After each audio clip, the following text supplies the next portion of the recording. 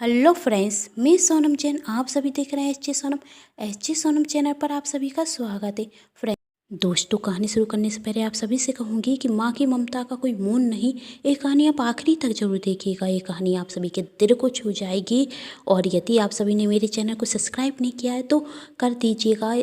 मुझे आप सभी के सपोर्ट की बहुत ज़रूरत है। और वीडियो को लाइक एंड शेयर भी जरूर कर दिया कीजिएगा। इससे मुझे नई नई वीडियो बनाने के लिए प्रेरणा मिलती है। और कमेंट बॉक्स में ज़रूर बताया कीजिएगा आप सभी को मेरी कहानी कैसी लगती है। चलिए कहानी शुरू करते हैं। इमरा घर घर जाकर काम किया करती थी, जिनमें एक घर शोभा देवी का भी था। बिमरा का 6 माह का बेटा था, जिसे भी वह अपने साथ ले जाती थी। बिमरा के पति की मृत्यु हो जाने के बाद उसके ससुराल वाले उसे घर से निकाल देते, जिसके कारण उसे अपने और अपने बच्चे का पालन पोषण करने के लिए घर घर जाकर काम करना पड़ता है। बिमरा अपने बच्चे से बहुत प्यार करती थी और उसे एक बेहतर जिंदगी देने के लिए बहुत मेहनत भी किया करती थी। बिमरा जब भी शोभा देवी के यहाँ काम पर जाती तो शोभा देवी बिमरा को देखकर यही सोचती, बिमरा मुझसे कितनी नसीब पारी है। मेरे पास धन दौलत की कोई कमी नहीं है, फिर भी मैं माँ नहीं बन सकती। और बिमरा जिसके पास कुछ भी नहीं वह एक माँ है। मेरी शादी को 10 वर्ष हो गए हैं और आज भी मैं संतान सुख के लिए तरस रही हूँ। शोभा देवी बिमरा के आने का बेसब्री से इंतजार करती। कम से कम इसी बहाने वह एक बच्चे को खिला देती, अपनी ममता उस पर निछावर कर देती। आज जब बिमरा शोभा देवी के यहाँ काम पर गई तो शोभा देवी बिमरा से कहती है, देखो भगवान का करिश्मा, मेरे पास इतना पैसा है लेकिन मैं कभी माँ नहीं बन सकती। और तुम्हारे पास पैसा नहीं है फिर भी तुम एक माँ हो। तुम चाहो तो अपने बेटे की किस्मत बदल सकती हो। हम दोनों इस बच्चे की किस्मत बदल सकते हैं। तुम मुझे अपना बच्चा गोद दे तो मैं वादा करती हूँ इसके पास किसी भी चीज़ की कोई कमी नहीं होगी। और मैं तुम्हें भी पैसा दूंगी जिससे तुम अपना जीवन एक नए तरीके से शुरू कर सको। तुम्हें कभी भी कहीं भी घर घर जाकर काम नहीं करना पड़ेगा। तुम्हारे पास भी बहुत पैसा होगा और तुम दूसरी शादी करके अपने जीवन की फिर से शुरुआत भी कर सकती हो। बिमरा सब कुछ चुपचाप सुन रही थी। फिर उसने मुस्कुराते हुए कहा, मैडम आपके पास इतना पैसा है फिर भी आप माँ बनने के लिए वह सब खर्च करना चाहती, और मैं जो एक माँ हूँ वह अपनी ममता पैसों के लिए कैसे बेच दूँ। मैडम मैं भी अपने बेटे को हर एक खुशी देना चाहती हूँ, जिसके लिए मैं बहुत मेहनत करूँगी और इसे अच्छे से अच्छे स्कूल में पढ़ाऊँगी, जिसके बाद एक अच्छी नौकरी करेगा और यह भी वह सब प्राप्त कर लेगा। कहकर वहाँ से चली जाती और बिमरा वह शहर भी छोड़ देती, कहीं उसके बेटे को कोई उससे दूर ना करते। इस तरह से बिमरा बहुत मेहनत करती है और अपने बेटे को कभी भी किसी चीज़ की कमी नहीं होने देती। खुद फटे कपड़े पहनने लेकिन अपने बेटे को नए कपड़े दिलाती। उसका बेटा जो उससे मांगता वह उसे सबसे पहले लेकर आती और उसने अपने बेटे को एक अच्छे स्कूल में एडमिशन करवाया। उसका बेटा भी पढ़ने लिखने में बहुत होशियार था। वह भी अपनी माँ से बहुत प्यार करता था और अपनी माँ से कहता था, माँ मैं एक दिन सबसे बड़ा आदमी बनूंगा और तुम्हें यह सब काम करने की कोई ज़रूरत नहीं होगी। समय निकलता गया। बिमरा का बेटा ने 12वीं की परीक्षा पास से कर ली और बिमरा का बेटा आगे की पढ़ाई करने के लिए बड़े शहर चला गया, जिसके लिए बहुत पैसे की ज़रूरत थी। बिमरा ने मेहनत करके कुछ पैसे जोड़े थे, वह सब पैसे अपने बेटे की पढ़ाई में रखा देती। बिमरा का बेटा अपनी माँ को छोड़कर नहीं जाना चाहता था। उसकी माँ भी अपने बेटे के बिना कहाँ रह सकती थी, लेकिन यह कहकर भेज देती, कुछ दिनों की बात है, तू जब बड़ा आदमी बन जाएगा तो मैं तेरे साथ वहीं तो रहूंगी।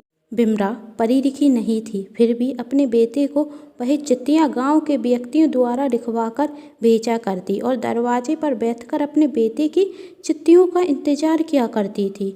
जब उसके बेटे की चिट्ठी आती तो पहुंच जाती गांव में, कोई तो मेरे बेटे की चिट्ठी पर तो मेरे बेटे की चिट्ठी आई है। शुरू में तो उसके बेटे ने उसे बहुत सी चिट्ठियाँ लिखी, लेकिन धीरे धीरे उसने चिट्ठियाँ लिखना भी बंद कर दी।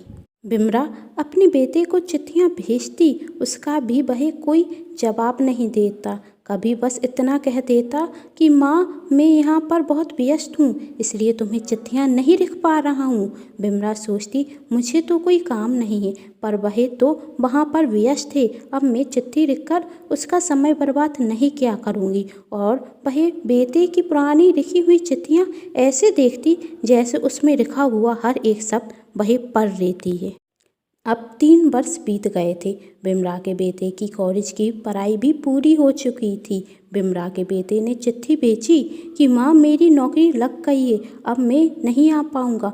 मैं यहाँ पर व्यस्त हूँ और तुझे भी लेने नहीं आ सकता क्योंकि यहाँ पर तो मेरा ही रहने का इंतज़ाम नहीं है। जब मैं यहाँ पर घर ले लूँगा तो तुझे लेने ज़रूर आऊँगा।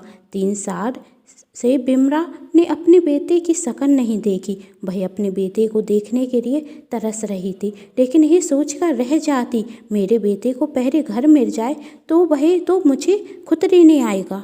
अब तो कई और वर्ष भी निकल गए। बिमला का स्वास्थ्य खराब रहने लगा, जैसे उसकी जान सिर्फ अपने बेटे को देखने के लिए ही बची हो। गांव के आदमी बिमला से कहते तेरा बेटा तो तुझे भूल गया, वरना अब तक तो वह तुझे लेने भी जरूर आता। बिमला मेरा बेटा मुझे कभी नहीं भूल सकता। एक दिन गांव के आदमी बिमला को कुछ पैसे देते और कहते चलो हम तुम्हें तुम्हारे बेटे से मिलवाने चलते हैं। इतना ही सुनकर बिमला का स्वास्थ्य अपने आप ठीक होने लगा। बिमला अपने बेटे से मिलने गांव के एक आदमी के साथ शहर जाती और अपने बेटे के घर पहुंच जाती। घर के बाहर वॉचमैन होता और वह बिमला को देखकर कहता कौन हो तुम? बिमला यह मेरे बेटे का घर है। बिमला की ऐसी हालत देखकर वॉचमैन को विश्वास नहीं होता, लेकिन वह बिमला के बार बार कहने पर उसके बेटे को बुलाने चला जाता। घर पर पार्टी चल रही थी। पार्टी में बहुत बड़े बड़े आदमी आए थे। वॉचमैन जब जाकर बिमला के बेटे से कहता कि साहब आपकी माँ आपसे मिलने आई हैं, तो बिमला का बेटा कहता मेरी तो कोई माँ नहीं है। वॉचमैन साहब वह मेरी बात नहीं मान रही हैं, आप जाकर उनसे कह दीजिए ना। बिमला का बेटा धक्के देकर बाहर निकाल दो। वहीं पर खड़ी उसकी गर्लफ्रेंड रितु कहती है कोई भी इंसान बुरी औरत के साथ ऐसा करता है क्या? चलो हम चलकर उन्हें समझाते हैं। बिमला उस पार्टी में आ जाती। वॉचमैन साहब यही वो औरत है जो आपको अपनी माँ बता रही है। बिमला का बेटा कौन है आप? मैं तो आपको जानता भी नहीं, यहाँ पर क्यों आई हैं? इतना सुनते ही बिमला को धक्का लगता और उसके बेटे की गर्लफ्रेंड रितु उसे संभाल कर कहती क्या हुआ माँ जी? आपको उसी समय बिमला के प्राण निकल जाते। यह देखकर सब आश्चर्य में पड़ जाते। बिमला के साथ जो आदमी आता है वह कहता है अब यह जी कर भी क्या करेगी, इसके प्राण तो उसके बेटे में ही बसते थे। जब उसने ही इसे पहचानने से मना कर दिया तो वह भी जी कर क्या करेगी। तभी रितु बिमला के बेटे से कहती है आज के बाद तुम मुझे अपनी शक्ल भी मत दिखाना।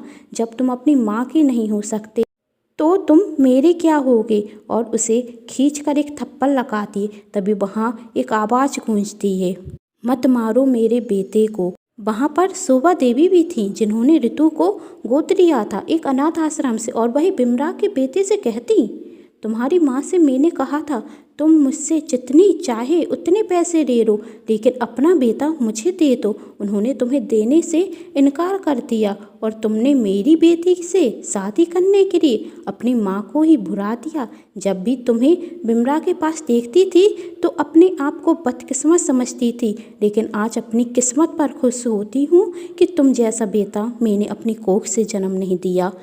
ये कहानी आप सभी को पसंद आई हो तो चैनल को सब्सक्राइब, वीडियो को लाइक एंड शेयर जरूर कीजिएगा। Happy mother's day. Thanks for watching.